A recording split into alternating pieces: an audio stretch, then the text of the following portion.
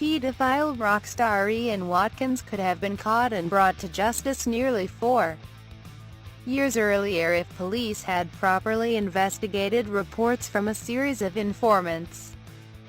The Independent Police Complaints Commission (IPCC) has said. In a damning report, the IPCC details how South Wales Police missed a series of opportunities to put a stop to the Lost Prophets singer's campaign of abuse against children in the years before his arrest. Officers were found to have made errors and omissions and in some instances failed to carry out even rudimentary investigation into reports of Watkins's wrongdoing made by his ex-girlfriend Joanne Myagilix and other witnesses between 2008 and September 2012. IPCC Commissioner for Wales Jan Williams said the investigation raised disturbing concerns about the way the reports, which she said were subject to conscious or unconscious bias, had been handled. Watkins was jailed for 29 years in December 2013 with a further 6 years on license, after admitting a string of sex offenses, including the attempted rape of a fan's baby. The disgraced singer was arrested following the execution of a drugs warrant at his Pontypridd home on September 21, 2012, when a large number of computers, mobile phones and storage devices were seized. Analysis of the equipment uncovered Watkins' depraved behavior. Ms. Myagilix first reported Watkins to the authorities in December 2008 and was video interviewed in March 2009 when she told officers she had a message on her mobile phone from Watkins about his desire to sexually abuse children. The report says the phone was not examined on the basis that her report was malicious. It goes on, it would have been found to hold a message Ian Watkins sent to Ms. Myagilix on August 12, 2007, which read, "Wishlist rape a 12-year-old F****** 2 underage twins." The message corroborated Ms. Myagilix's allegations that Watkins had expressed desires to abuse children. Ms. Myagilix was cleared of possessing indecent images of children in January 2015, having told Cardiff Crown Court she was trying to entrap the depraved singer. An NSPCC Cymru Wales spokesman said the report's damning conclusions should be a wake-up call for all those involved, that a simple unchecked mobile phone could have helped to prevent further abuse by Watkins is unthinkable, and is just one cause for significant concern among this catalogue of basic failures, he said. While Watkins is now thankfully behind bars where he belongs, and improvements have already been made by South Wales Police, it's clear that very serious mistakes were made in handling multiple early allegations, and this report's recommendations must be adopted swiftly. In total, the IPCC investigation found South Wales Police did not adequately action 8 reports and 3 intelligence logs from 6 individuals concerning the activities of Watkins between 2008 and 2012.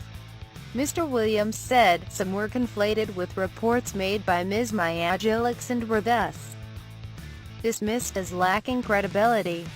All those involved in responding accepted the initial skeptical view of Ms. Myagilix's reports, demonstrating a lack of open-mindedness and professional curiosity.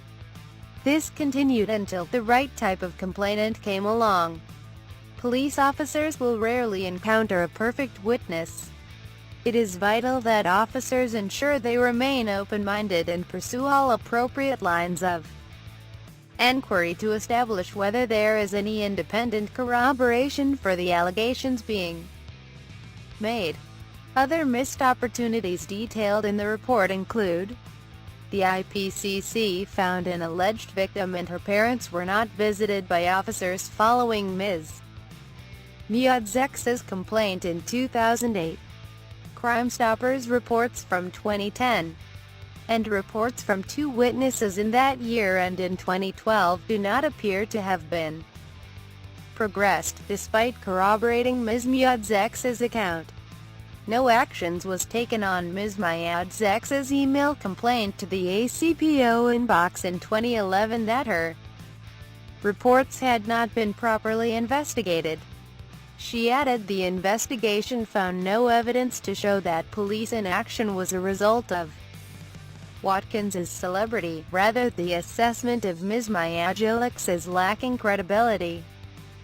Ms. Williams said that the decision-making on the reports involved a small number of officers, but the investigation found weaknesses in South Wales police procedures relating to allegations of child abuse, including poor record-keeping and retention, poor management of intelligence, safeguarding, supervision, a lack of rigor in progressing investigations, the handling of third-party reports as opposed to those from victims, and an inadequate approach to cross-border investigations.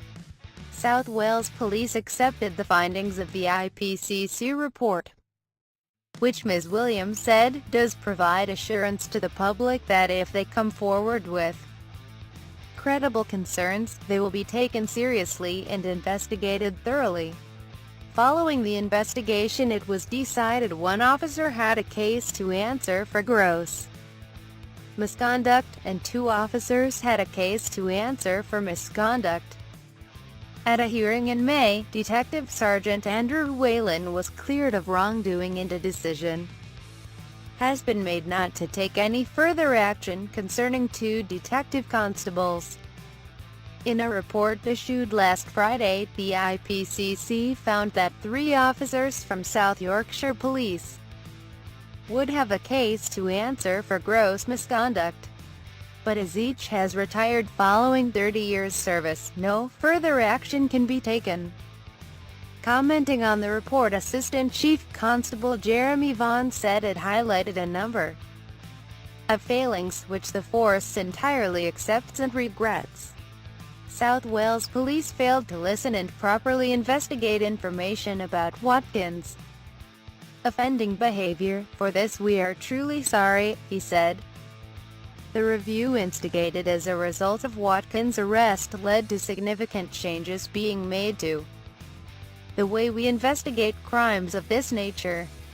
Mr. Vaughan said the force had invested in establishing teams of dedicated and specially trained staff who deal with child protection issues. I am confident that police officers and staff who work in this very challenging area care deeply about the service they provide to victims, he added. The work of the investigation team who brought Watkins to justice resulted in him receiving a 29-year prison sentence for his appalling crimes against children. I know it is difficult taking that first step in reporting child abuse, and that people coming forward need support, but we urge anyone with concerns about a child or young person to get in touch with us immediately.